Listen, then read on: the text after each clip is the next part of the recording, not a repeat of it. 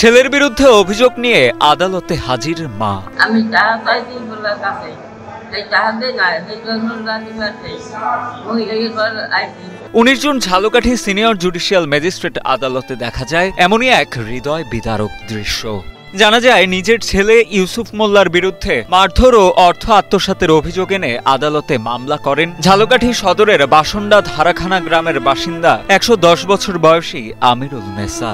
যদিও মাকে লাথি দেওয়ার বিষয়টি অস্বীকার করেন অভিযুক্ত ছেলে ইউসুফ মোল্লা। না, আমি এটারও সম্পূর্ণ এই যে মায় আমার কাছে টাকা পাইবে বা মায়ের আমার কাছে টাকা জমা রাখছে, এগুলো সম্পূর্ণ মিথ্যে কথা, সম্পূর্ণ মিথ্যে কথা। এবং এইটা মানে আমার মা তো গর্ভজাতী মা, আমার 10 বছর 10 দিন পেটে রাখছে। আমি এই মায়ের কখনোই আমি মারতে পারি না, কখনোই যদি মাইরে যাই তাহলে যেন আমার হাত পা যেখানে যাচ্ছে লাগিয়ে যায়, একদম ধ্বংসই যাই যেন আমি, যদি আমি কোনো রকম একটু 19-20 হয়ে থাকি, কিন্তু মা তো আমার। বৃদ্ধা আমিরুল নেসার অভিযোগ, বছর 3 আগে জমি বিক্রির 3 লাখ টাকা ছোট ছেলে ইউসুফ মোল্লার কাছে জমা রাখেন তিনি। গত 22 জুন চিকিৎসার জন্য সেই টাকা চাইতে গেলে তার উপর ক্ষিপ্ত হয়ে তাকে লাথি মেরে বসেন তার ছেলে ইউসুফ মোল্লা। আমার টাকা তো দিই আর টাকা চাইতে এসে আমার মাকে আমি আমাদের থেকে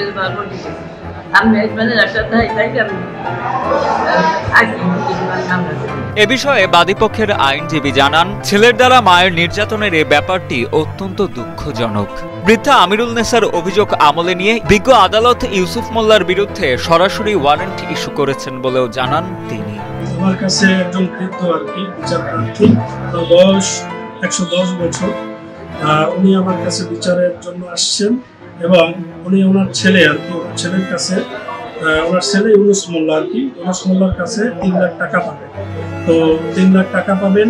3 লাখ টাকা উনি যখন চিকিৎসার জন্য ছেলের কাছে চাইতে গেছেন, তখন ছেলে আর কি তাকে আর কি মারধর করছেন, তাকে লাথি মাইরা নিরাপদ রকম সহ অনেক কিছু করছেন। তো বিচার প্রার্থী মা আমার কাছে এই ভোর 8টা থেকে এখন পর্যন্ত বসেছিলেন এবং কিছুক্ষণ আগে এই যে ছেলে আর কি কুলাঙ্গার ছেলেই বলা চলে, আমি খারাপ ভাষায় একটু ব্যবহার করলাম, যেহেতু 110 বছরের বৃদ্ধাকে সে এইভাবে যে ছেলে মারতে পারে তাকে ছেলে বলা চলে না, তাকে আসলে কুলাঙ্গার ছেলেই বলা উত্তম আর কি। যাই হোক, আমি এটার জন্য দুঃখিত আর কি ওয়ার্ডটা ইউজ করার জন্য।